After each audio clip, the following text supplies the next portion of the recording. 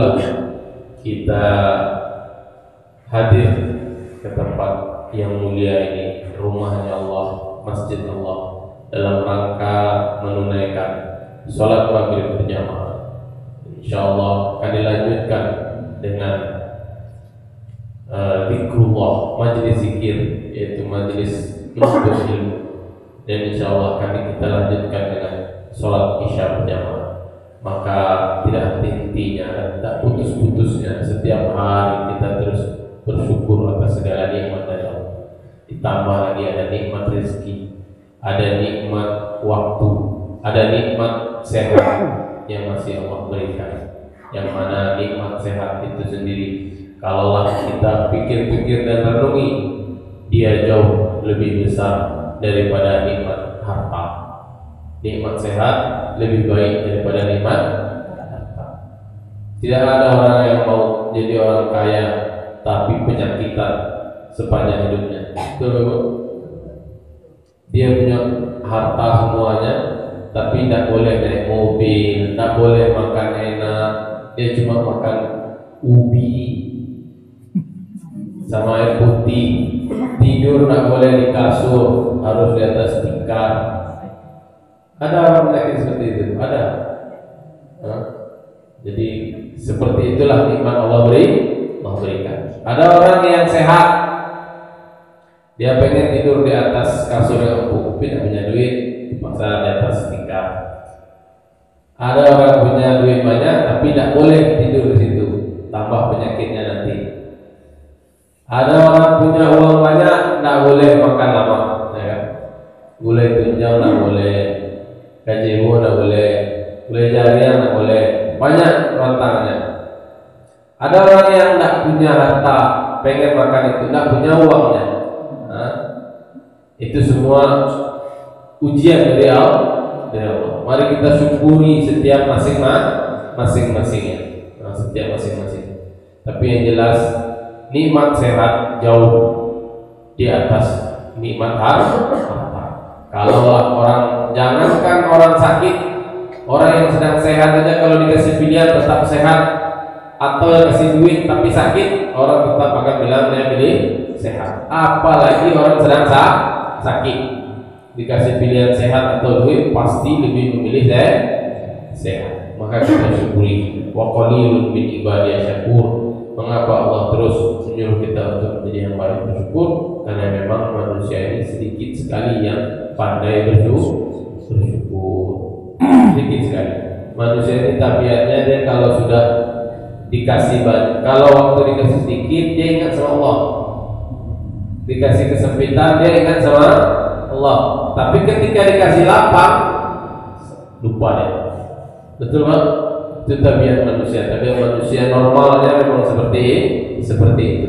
Tapi ketika kita sempit kita ingat Allah, itu baik, itu baik kita. Tapi yang lebih hebat ketika lapang ingat Allah, itu baru lebih hebat. Ta'arraf ilallahi fir raha ya'rifka fi syiddah. Ingat-ingatlah Allah, kenalilah Allah di saat kita lapang, nanti Allah akan ingat sama kita di saat kita sempit. Kalau kita cuma ingat sama Allah di saat sempit, semua orang juga begitu. Jangankan orang muslim, orang kafir juga begitu. Dia kalau udah sempit ingat sama Tuhannya. Jangankan orang kafir, orang tidak punya Tuhan, orang ateis tidak punya Tuhan, dalam ayat disebutkan itu oleh Allah, itu orang tidak punya Tuhan itu kalau dia naik perahu di laut, datang ombak besar, itu habis akalnya. Berdoa ada lagi ke Tuhan, padahal dia tidak mengakui adanya Tuhan, tapi dia akan berdoa, selamatkanlah saya, selamatkanlah saya. Siapa yang menyelamatkan kalau bukan Tuhan? Jangankan orang kafir, orang tidak punya Tuhan pun akan berdoa di saat-saat sempit. Maka kalau kita dekat sama Allah hanya di saat sempit, semua orang juga begitu. Tapi itu baik. Ingat Allah itu baik. Tapi lebih baik di saat lapang pun kita mengenal Allah. Jangan sampai hanya di saat sempit. Maka ada yang ahli hikmah itu mengatakan, seandainya kamu mengingat Allah hanya di waktu sempit, maka bisa jadi Allah buat waktumu sempit terus, Allah buat kita susah terus, supaya apa? Supaya kita ingat Allah terus, karena Allah ingin kebaikan sama kita. Karena anak ini kalau dikasih lapang sedikit, ada lupa ya. Bagus dikasih sempit aja. Jangan sampai kondisi kita seperti itu hendaknya. Hendaknya bisa sempit dan lapang, kita tetaplah menjadi hamba Allah yang bersyukur. Salawat serta salam untuk Nabi kita, Nabi Muhammad sallallahu alaihi wasallam. Allahumma shalli ala Muhammad wa ala ali Muhammad. Dan kepada siapapun yang mengikutinya hingga akhir zaman. Bapak-bapak, ibu-ibu yang dimuliakan oleh Allah Subhanahu wa taala. Rasulullah bersabda dalam satu hadisnya, an Abi Hurairah radhiyallahu anhu, anna Rasulullah sallallahu alaihi wasallam qala, man dari Abi Hurairah bahwasanya Rasulullah sallallahu alaihi bersabda, man kana yu'minu billahi wal yawmil akhir falyakul khairan aw liyasmut, wa man kana yu'minu billahi wal yawmil akhir falyukrim jarahu, wa man kana yu'minu billahi wal yawmil akhir falyukrim dhaifahu. Rawahu Bukhari wa Muslim. Dari Abi Hurairah radhiyallahu anhu bersabda, Rasulullah bersabda, barang siapa yang beriman dengan hari akhir, maka dia harus berkata dengan kata-kata yang baik atau diam. Barang siapa yang beriman dengan Allah dan hari akhir, maka muliakanlah tetangganya. Dan barang siapa yang beriman kepada Allah dan hari akhir, maka muliakanlah tamu-tamunya. Hadis ini berbicara tentang adab. Hadis ini berbicara tentang akhlak. Adab dan akhlak dalam Islam ini menempati sepertiga. Kata para ulama, kalau Islam ini dibagi tiga, maka sepertiganya isinya adab dan akhlak. Para ulama lebih lama belajar akhlak dan adab daripada belajar ilmu. Adab pondasinya ilmu. Orang yang adabnya besar, adabnya tinggi, ilmunya sedikit, maka dia mulia. Orang yang ilmunya banyak tapi tak punya adab, maka dia orang yang hina. Maka adab sepertiganya mengambil posisi di dalam Islam. Dan banyak hadis Nabi yang bercerita tentang adab. Maka dalam hadis-hadis Nabi disebutkan betapa tingginya adab bagi Rasulullah. Kata Rasulullah, inna min ahasinakum akhlaq, inna min ahabbikum wa aqrabukum minni majlisan yaumal qiyamah ahasinakum khuluqan. Orang nanti yang paling dekat tempat duduknya sama saya, kata Rasulullah, di hari kiamat adalah orang yang baik akhlaknya. Orang yang dekat nanti di akhirat duduknya sama Rasulullah, itu yang baik akhlaknya. Akmalal mu'minina imanan ahsanuhum khuluqan. Orang mukmin yang paling sempurna imannya adalah yang paling baik akhlaknya. Khairun li ahlihi wa ana khairun li ahli, kata Rasulullah. Sebaik-baik kalian adalah yang paling baik kepada keluarganya, kepada istrinya, dan aku adalah orang yang paling baik kepada istri. Nah, maka orang yang ini standar kebaikan dari Rasulullah. Laki-laki yang paling baik itu adalah laki-laki yang paling baik sama istrinya. Maka bapak-bapak, jangan mengaku baik kecuali istri bapak sudah mengakui kebaikan bapak. Coba, nah, jangan mengaku baik. Kalau ditanya kepada istri, ketika ditanya, Bu, gimana Pak sini, Bu, gimana kesehariannya? Kalau dijawab sama ibu itu, nah kalau udah itu, walaupun di luar dia seperti orang baik, tapi sama istrinya tidak baik, maka dia tidak dianggap baik oleh Rasulullah dan oleh Allah Subhanahu wa taala.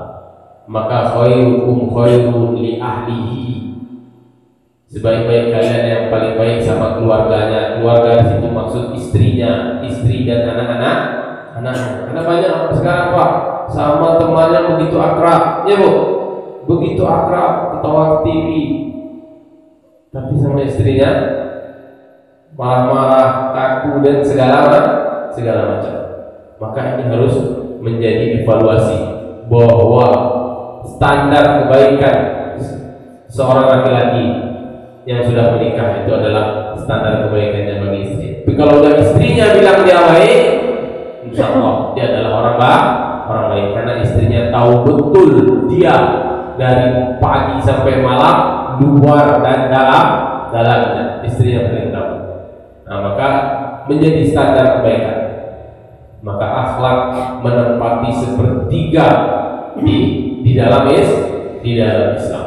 Sebaik-baik kalian adalah yang paling baik sama keluarganya, dan Rasulullah adalah yang paling baik di antara kita dengan keluarganya. Rasulullah yang paling baik sama istrinya, walaupun istrinya 9, tapi dia adalah yang paling baik. Kalah bapak-bapak yang cuma istri 1, kebaikannya jauh kalah. Walaupun bukan berarti keluarga Rasulullah tidak ada pertikaian, ada. Ini ya, ada yang sempat dicerai oleh Rasulullah, ada yang pernah didiami oleh Rasulullah hampir 1 bulan, ya kan? Begitulah wanita. Kembali ke pelajaran dulu lagi, bahwa wanita itu naqisatul aqli wa naqisatud din. Ya, wanita itu kurang agamanya dan kurang akalnya. Kurang akalnya bukan bodoh, bukan. Ya. Kurang agama juga begitu. Kaji kita yang lama. Nah, wanita ini seperti musim, Bapak Ibu. Seperti musim. Kadang dia kemarau, kadang tiba-tiba hujan, kadang panas, kadang tiba-tiba dingin. Susah tidak ditebak. Bapak-bapak harus bisa menebak musim itu. Kapan mulai musim dingin, kapan mulai musim panas. Kalau udah panas, jangan pakai jaket tebal-tebal, keluar keringat, lemas badannya, ya. Harus memahaminya. Dan Rasulullah adalah yang terbaik di antara kita. Kembali kepada hadis tadi, barang siapa yang beriman kepada Allah dan hari akhir, diulang 3 kali kalimat itu. Barang siapa yang beriman kepada Allah dan hari akhir, barang siapa yang beriman kepada Allah dan hari akhir. Rukun iman itu ada 6. Tapi yang diulang-ulang beriman kepada Allah dan hari akhir. Beriman kepada Allah adalah puncak dari segala iman, dan beriman kepada hari akhir. Kenapa harus diulang-ulang? Karena memang ketika seorang muslim diingatkan dengan hari akhir, maka yang teringat sama dia adalah hari pembalasan. Yang teringat sama dia adalah hari persidangan. Yang teringat sama dia adalah padang mahsyar, dan ujung-ujungnya nanti yang teringat sama dia adalah neraka dan surga. Maka barang siapa yang diingatkan dengan hari akhir, maka dia akan menganggap dunia ini adalah rendah, dunia ini hina. Dia akan lebih semangat akhiratnya. Karena setelah barang siapa yang beriman dan hari akhir nanti, dia diminta pengorbanan. Maka disebutlah mengapa diulang-ulang hari akhir. Karena dengan diingatkan hari akhir, seorang muslim akan merendahkan dunia, akan mengorbankan bagian dari dunianya untuk kepentingan akhirat. Dia sadar betul bahwa akhiratlah nanti yang selama-lamanya. Dunia ini hanya sementara. Walaupun kita cinta sama dunia, tapi dia pasti akan kita tinggalkan. Di dunia ini tidak ada yang pasti, cuma satu yang pasti, kematian. Yang lain tidak pasti. Betul Bapak? Sudah tua pun suami istri, sudah 50 tahun dia suami istri, belum tentu dia akan selalu bersama. Karena bisa juga berpisah. Betul? anak apalagi, tetangga apalagi, tidak ada yang pasti. Yang pasti hanya kematian. Maka kalau dia sadar dengan hari akhir, dia akan mudah untuk mengeluarkan hartanya, berinfak dan segala macamnya. Dia menganggap dunia lebih remeh dan dia sadar bahwa akhirat itulah tempat kembalinya, dan di sana nanti selamanya. Maka Rasulullah mengulanginya sampai 3 kali. Barang siapa yang beriman kepada Allah dan hari akhir. Yang pertama, falyakul khairan, maka berkatalah dengan kata-kata yang baik. Kalau tidak, maka lebih baik diam. Berkata yang baik ini 2 maknanya. Yang pertama, memang perkataannya itu baik, memang kalimat-kalimatnya itu baik, nasihat, dia berceramah, dia berzikir, itu kan kalimat-kalimat baik. Baca Quran, memang kalimatnya baik. Itu makna baik, kalimat baik yang pertama.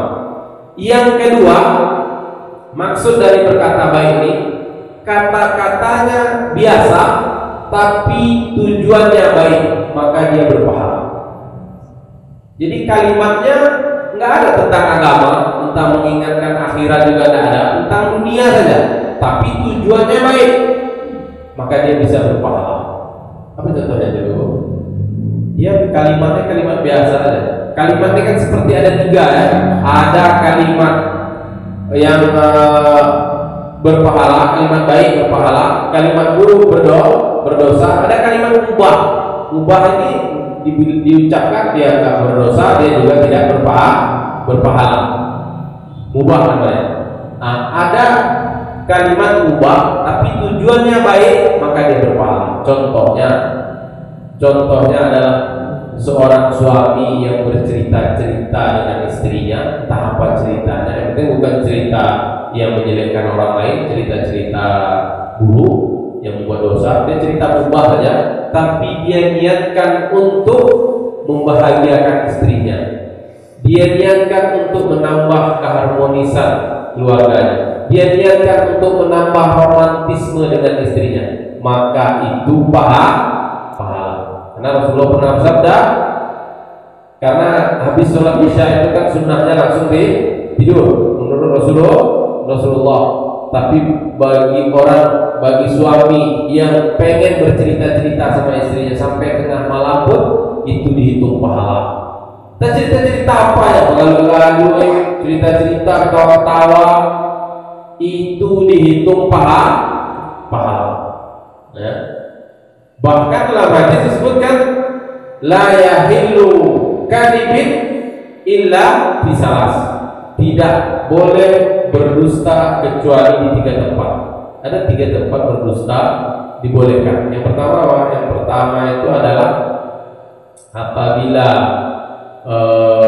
musuh Islam mencari seorang muslim untuk membunuhnya, kita boleh berbohong ya. Israel mencari imam masjid itu, dibunuhnya, ditanya kayak imam masjid itu, maka dibohongi boleh. Apa itu di situ tujuan kajuran dia matinya ya kan, musuh jurang boleh ketika musuh Islam.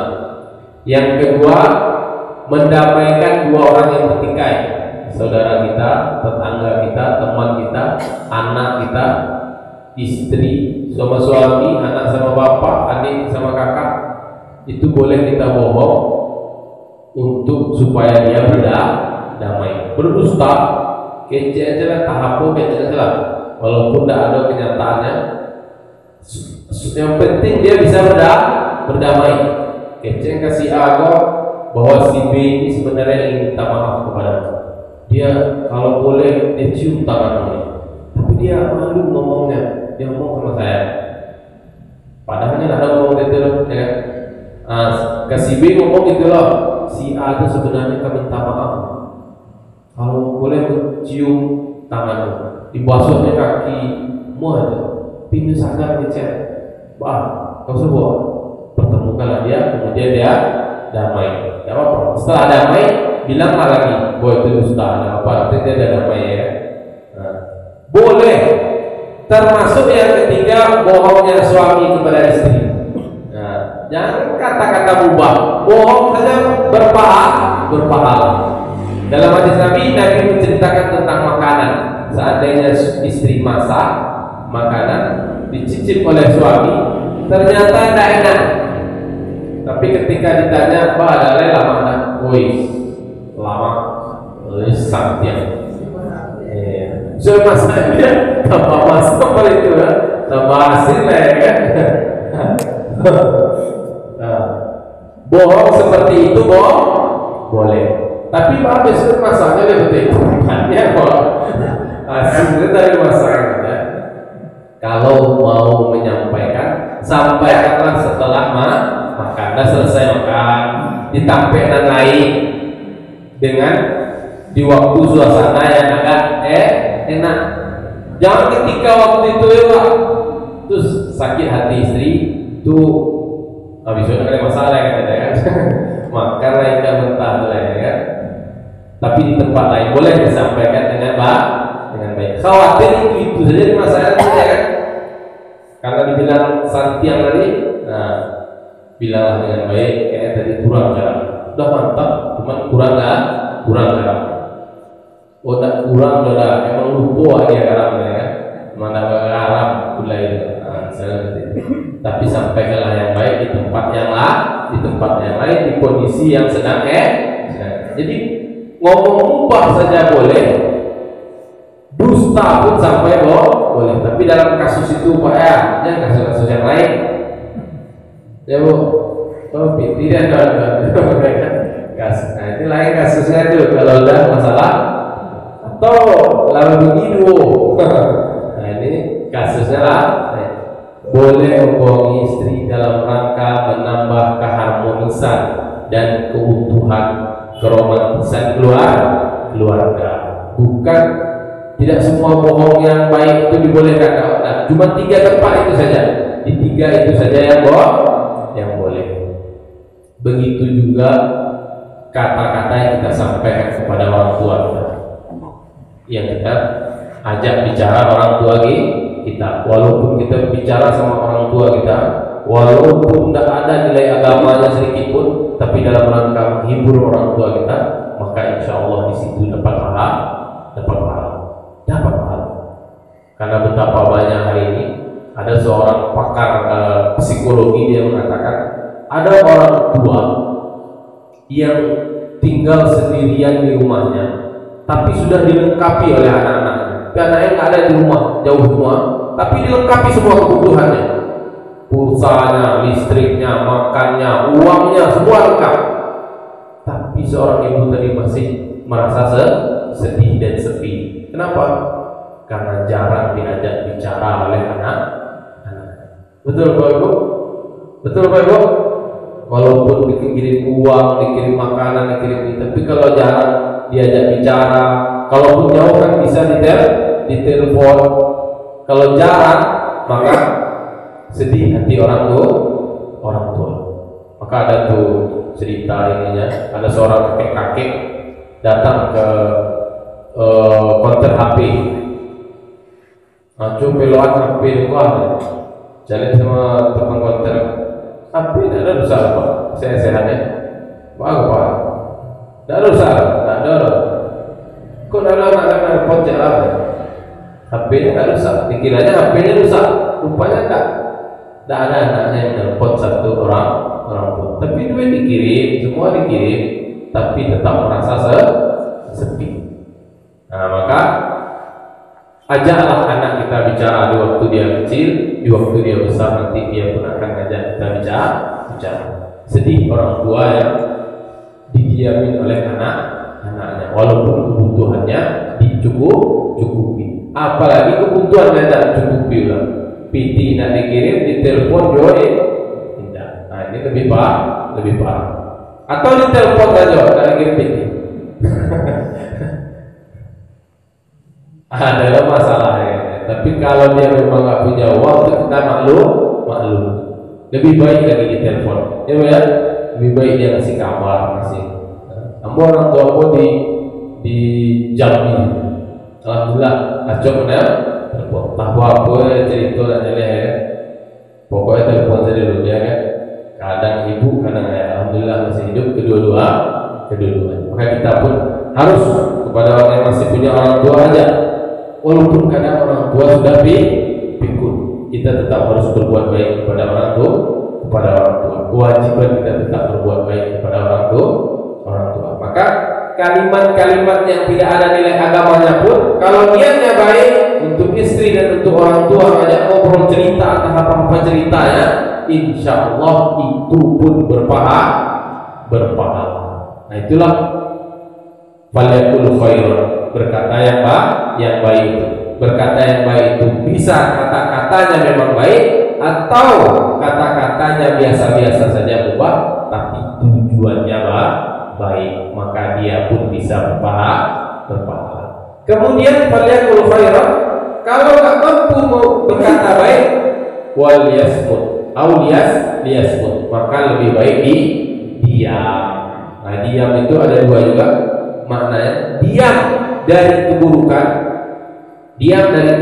dari berkata-kata buruk, berkata jelek, mencaci maki, memang kata-katanya jelek, mengadu domba, merendahkan orang lain, bagunjian. Bagunjian. Ibu, bapak-bapak ada juga bagunjian. Cuman lebih terkenal ibu. Kalau bapak mota ulang. Sama berbunyi. Cuma lebih terkenal di ibu. Dan apa-apa ada juga sebenarnya, ya kan? Itu semuanya dosa. Semuanya itu dosa katanya. Maka yasmut, diam dari perkata jelek. Ada juga diam dari perkataan yang sepertinya bagus tapi ternyata tujuannya dia jelek.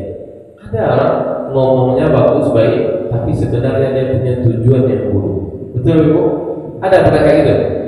Pernah kayak gitu? Nah, dia ngomong di depan kita semua. Mungkin satu majelis itu tidak semuanya orang tahu bahwa dia ada tujuan jelek dari kalimat-kalimatnya. Cuma beberapa orang saja yang pernah punya urusan sama si fulan ini. Dia seperti ngomong baik, tapi ternyata dia mengungkit masalah lalu. Sehingga orang heran-heran, orang yang tak paham heran-heran, ngomong apa lo ya? Bertanya, kemudian akhirnya dijelaskan oleh orang lain, ternyata itulah keburukan yang lalu. Yang keburukan itu semua orang sudah melupakannya, gara-gara dia orang ingat kembali. Setelah ingat kembali, orang bisa benci lagi dengan orang lain. Ada seperti itu? Ada. Ngomongnya seperti baik, tapi sebenarnya dia sedang mengungkit-ungkit hal yang buruk. Jadi diam itu diam dari perkataan yang memang jelek, dan diam dari perkataan baik yang tujuannya jelek.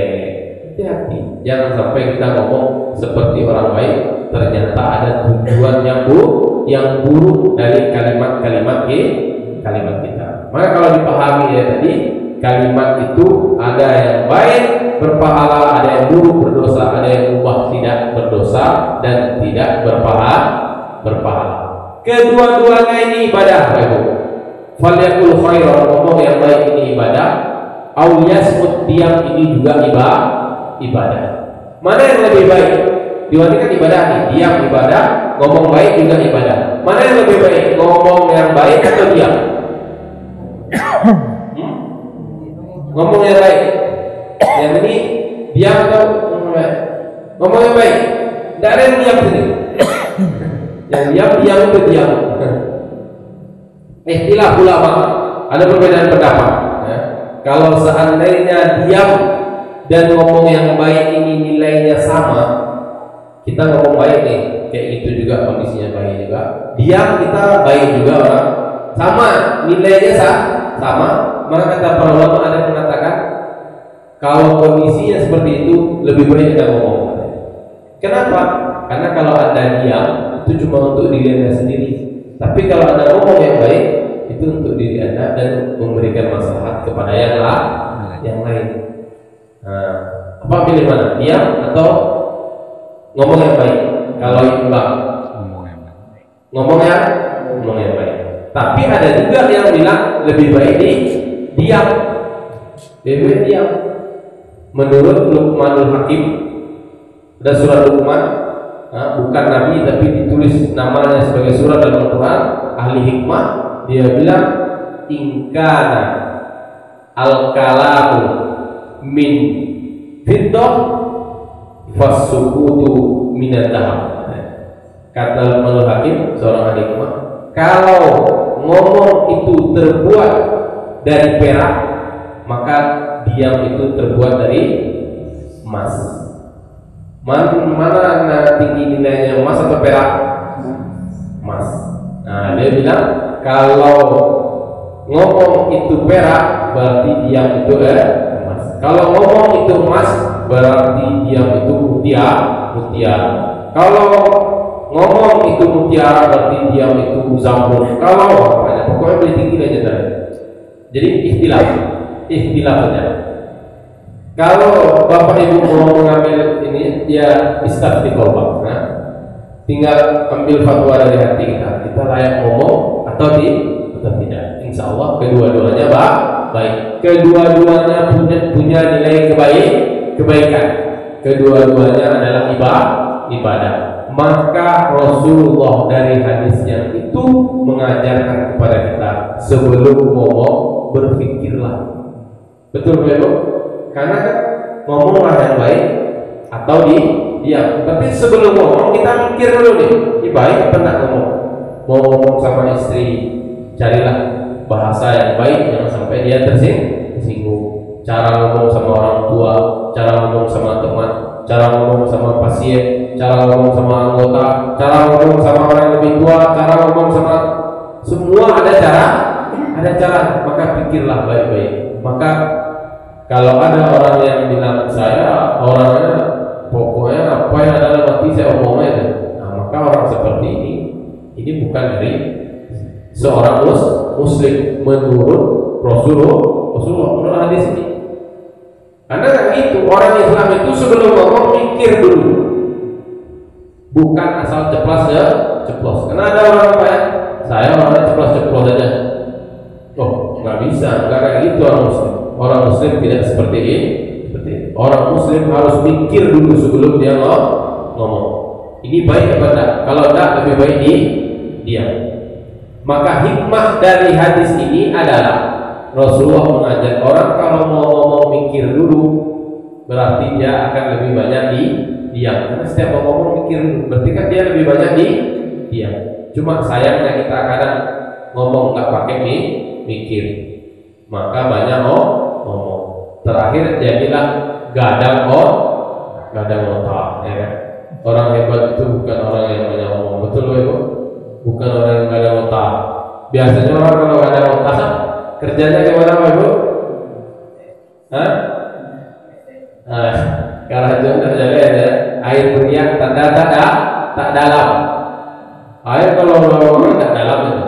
Tapi kalau tenang aja itu hati-hati, bisa menghanyutkan. Ya. Tong kosong nyari bunyinya, kadang otak kerja tidak ada. Maka seorang muslim itu kalau ngomong mikir dulu. Maka dengan hadis ini hikmahnya adalah kita dituntut lebih banyak diam daripada bicara. Allah ciptakan kita dua telinga, satu mulut. Salah satu hikmahnya banyaklah mendengar daripada ngomong. Nah, seperti itu. Itu salah satu hikmah dari falyakul khairan aw liyasmut. Maka kalau ada orang yang bilang dia asal ngomong saja, ceplas-ceplos saja, maka dia bukan bagian dari adab seorang muslim. Kalau dia seorang muslim, maka dia mikir ketika hendak mau berbicara. Karena omongan itu Bapak Ibu, selagi dia masih di dalam mulut kita, itu masih punya kita. Tapi kalau sudah keluar, itu sudah milik orang semua. Betapa banyak orang nggak mikir ngomongnya, setelah ngomong baru menyesal. Habis itulah masuk di sidang polisi, ditangkap polisi. Ada yang parahnya dibacok orang. Ada orang salah ngomong kena bacok, ada sampai mati bahkan. perkaranya cuma tersinggung, gara-gara tersinggung dengan omongannya, bahaya. Maka bahaya dengan kata-kata. Mari kita jaga, mari kita junjung tinggi akhlak dan adab dalam Islam. Falyakul khairan aw liyasmut. Ngomonglah yang baik, atau kalau tidak lebih baik diam. Kemudian yang kedua, wa man kana yu'minu billahi wal yawmil akhir falyukrim jarahu. Barang siapa yang beriman kepada Allah dan hari akhir, maka muliakanlah tetangganya. Ini juga bagian dari adab Islam yang tinggi. Betapa mulianya Islam ini. Adab sama tetangga pun semua dibahas betul. Dalam hadis Nabi, kata Nabi, mazala Jibril yusini wa dhanantu annal jara sayuwarith. Jibril, kata Nabi Muhammad, Jibril sering sekali menasihati saya, mengingatkan saya tentang tetangga, muliakan tetangga, kasih haknya, segala macam. Sering sekali tiap ketemu. Sampai kata Nabi, saya berpikir ini sebentar lagi datang wahyu menyampaikan bahwa tetangga itu dapat warisan. Saking besarnya hak tetangga. Di dalam Islam hak tetangga itu besar. Bahkan kita dilarang menjual tanah, menjual rumah tanpa sepengetahuan tetangga. Jadi kalau kita mau jual rumah, tawarkan dulu kepada tetangga. Jual tanah, tawarkan dulu ke tetangga. Kalau dia tidak mau beli, barulah tawar kepada yang lain. Dia yang paling berhak untuk membeli dulu. Bahkan kalau kita punya adab yang mulia, kita jual kepada dia lebih murah daripada kepada orang lain. Sampai jual-jual barang dibahas dalam Islam. Saking mulianya Islam ini, saking Islam ini memuliakan tentang adab. Maka apa yang dimaksud dengan memuliakan tetangga? Berbuat baik kepada tetangga, memberikannya hadiah, perhatian sama tetangga. Kalau masak, kasih pada tetangga. Nabi pernah ngomong kepada Abu Dzar, ya Badar, in tobakta maraqat fa'aksir ma'aha. Wahai Abu Dzar, kalau kamu masak daging yang berkuah, kalau di Jawa apa namanya? Gulai, radang, ya kan? Fa'aksir ma'aha kata Nabi. Perbanyak kuahnya, bagi-bagi sama tetangga. Tapi jangan kuahnya, kuah dekat tangan, nawarisi ya kan? Ada lagi yang sengit seorang. Nabi sampai ajarkan untuk bagi-bagi pada tetangga.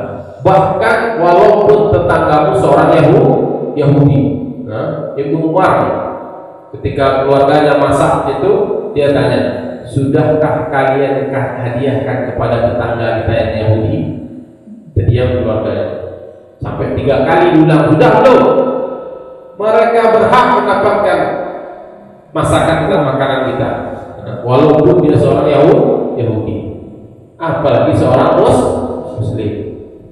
Nah, yang jadi perkara kan karena tetangganya tidak baik, tetangganya bahas dulu satu tetangga bagian nampili tidak salah. Ya. Kalau baik itu saya pilih dilawan pilih itu tidak jadi baik. Betul Ibu? Maka kata para ulama, ketika engkau memberi tetangga, beri sedekah segala macam, itu bukan karena ingin dibalas baik lagi, bukan, tapi itu semata-mata karena perintah Rasulullah Sallallahu Alaihi Wasallam. Jadi ketika kita memberi itu bukan karena dia sudah memberi juga, bukan pengen nanti diberi juga, tidak. Ketika kita memberi, niatkanlah memang ini karena perintah Allah dan perintahnya Rasulullah. Maka tetangga kayak manapun kasihnya semuanya. Yang pilih yang baik kasih semuanya. Kasih yang paling dekat sama kita. Mengapa? Bisa saja yang pelit tadi juga akan luluh hatinya ketika kita sering memberi. Betul Ibu? Hadiah memberi itu sudah jurus dari Rasulullah. Tahabu, saling memberi hadiahlah kalian, maka kalian akan saling menyayangi, kalian akan saling mencintai. Semua orang suka dikasih hadiah, Ibu. Orang miskin, orang kaya semua suka dengan hadiah. Karena orang beri hadiah itu dia merasa diperhatikan oleh orang yang memberi. Merasa diperhatikan. Maka orang kaya itu suka diberi hadiah. Apalagi orang yang tidak punya, lebih suka lagi ya kan? Satu makan hari itu ya kan? Maka berilah hadiah. Sebaik-baik kita sama orang dalam bertetangga, kalau tidak pernah memberi, kira-kira apa komentar orang? Ketika ditanya, Bu, baik itu dan apa tuh lelo orangnya elo, tapi orangnya elo, apa lewat di sapunya, apa di kadang rumah di sapu-sapunya jo, kadang tapi tidak pernah memberi. Apa kata orang? Nah, cuma tinggi. Bila orangnya, cumanya. Kalau tidak pernah memberi. Tapi kalau kita memberi, walaupun kita tidak elo-elo mana, urangnya, yo biasa-biasa ya. Karena kalau lewat kadang nggak melengah saja. Kadang sampah sarokonya dulu lewat cincin, tapi urangnya elo. Elo terakhir ya kan? Dia masak dia. Jadi kesan sama orang itu memang yang diberi itu aja yang paling berkesan kepada orang. Maka memang itulah jurus Rasulullah. Tahabu, saling kasih hadiah lah. Maka kalian akan saling mencintai. Kalau kata apa itu para ustaz itu, sentuh lambungnya, kena hatinya. Ya. Sentuh lambungnya, kena hatinya. Ya. Kasih dia makan, kena hatinya. Memang seperti itu, tidak bisa tidak. Memang seperti itu. Dan Nabi juga memperlakukan seperti itu kepada kaum muslimin yang baru-baru masuk Islam dalam kisah perang setelah Fathu Makkah ya. Itu ceritanya panjang ya. Mungkin di lain waktu bisa kita bahas. Maka tetangga itu memberikan yang baik, memuliakannya, cara berbuat dengan yang baik kepadanya. Yang kedua, tidak mengganggunya. Jangan mengganggu tetangga. Menyakiti tetangga dosanya jauh lebih besar daripada menyakiti 10 orang yang bukan tetangga. Kata Nabi ketika ditanya, wahai Nabi, ayyudzam bin Allah, dosa apa yang paling besar Nabi? Nabi bilang, ketika engkau buat tandingan Allah, engkau menyembah Tuhan selain Allah. Kau sembah Allah sebagai Tuhanmu, kau sembah pula yang lain sebagai Tuhanmu. Wa huwa khalaqaka binafsi, sementara Allah menciptakanmu sendirian, tapi kau sembah selain Allah juga, maka Allah sangat marah. Itu dosa yang paling besar. Yang kedua, kamu takut punya anak karena nanti rezekimu dimakan sama anakmu. Itu dosa besar. Punya anak dibunuh, atau takut punya anak karena nanti kurang rezeki kita, itu juga dosa besar. Karena rezeki anak itu dari Allah, bukan dari bapaknya. Itu harus kita yakini, sebenar-benar ya yakin. Jangan sampai kalau punya anak banyak jadi miskin, punya anak dikit jadi kaya. Tak ada hubungannya. Kemudian yang ketiga apa? Antuzani halilata jironaka. Kamu menzinai istri tetanggamu, itu jauh lebih besar. Itu dosa besar. Zina dosa besar, tapi dosa menzinai istri tetangga lebih besar 10 kali menzinai perempuan lain. Mengapa seperti itu? Karena memang tetanggamu selayaknya engkau jaga. Ketika suaminya pergi, engkau jaga keamanan dan segala macamnya agar dia nyaman, bukan malah mengambil kesempatan. Karena menzinai istri tetangga ini bagian dari pengkhianatan. Pagar makan tanaman. Karena memang dia paling tahu tentang kondisi rumah tetangganya. Betul Bapak? Kapan suaminya pergi, kapan ini pergi, dia paling tahu. Maka seharusnya dia menjaga ketika suami tetangganya pergi, bukan malah mencari kesempatan. Sama dengan mencuri harta tetangga jauh lebih besar, 10 kali besar daripada mencuri harta orang lain. Mengapa? Karena itu bagian dari pengkhianatan. Dia memang orang yang paling tahu tentang harta tetangganya. Kapan motor itu terletak di buku halamannya, kan tahu kan? orangnya itu lalu letaknya udah lalu ya. Kadang dia tahu betul kapan kuncinya tertinggal tuh, tahu betul ya, kapan pintu terbuka, dia yang paling tahu, tetangganya pasti yang paling tahu. Tapi kalau itu dia jadikan satu kesempatan, dosanya jauh lebih besar. Tapi ini bukan dalil boleh berzina dengan wanita lain ya. Saya kecil, enggak, bukan itu dalilnya. Poinnya bukan ini, poinnya zina sama istri tetangga dosanya lebih besar. Jangan disalah-artikan. Ini pada jatah dan lainnya lah ya. Itu tetap dosa besar. Zina itu dosa besar tetap. Nah maka jangan menyakitinya. Itu bagian dari dosa besar. Di salah satu hadis sudah di hadis terakhir, berarti yang hadis terakhir belum terbahas di yang tentang ini adalah Rasulullah pernah menyolatkan seorang wanita, seorang ibu-ibu di sebuah masjid, dan kebiasaan Nabi adalah bertanya kepada para sahabat, wahai para sahabat, bagaimana tentang kondisi mayat ini? Kata para sahabat, innaha sawwamah. Ya Rasulullah, mayat ini sesungguhnya adalah orang yang rajin puasa. Di siang harinya rajin puasa. Wa qawwamah, dan malam harinya selalu sholat malam. Kemudian apa kata sahabat? Wa yu'dhi jironaha bilisaniha, tapi dia suka menyakiti tetangganya dengan lisannya. Dia biasa menyakiti tetangganya dengan lisannya. Apa kata Rasulullah? La khaira fiha wa innaha finnar. Kalau begitu nggak ada kebaikan bagi dia di neraka tempatnya. Bapak Ibu yang dimuliakan Allah, dari hadis ini coba kita renungkan. Orang yang rajin puasa, rajin sholat, tapi kalau suka menyakiti tetangga, bahkan hanya dengan lisannya saja, nggak pakai tangan, cuma dengan lisannya saja, kata Rasulullah nggak ada kebaikan bagi dia di neraka tempatnya. Di waktu yang lain Rasulullah menyelatkan seorang wanita juga. Rasulullah bertanya bagaimana mayat ini, kata para sahabat, dia cuma sholat 5 waktu saja, ada sedekah paling dengan kurma kering sedikit, tapi dia nggak pernah menyakiti tetangga. Apa kata Rasulullah? Innaha fil jannah, dia di surga tempatnya. Cuma mengerjakan yang baik, jarang mengerjakan yang sunnah.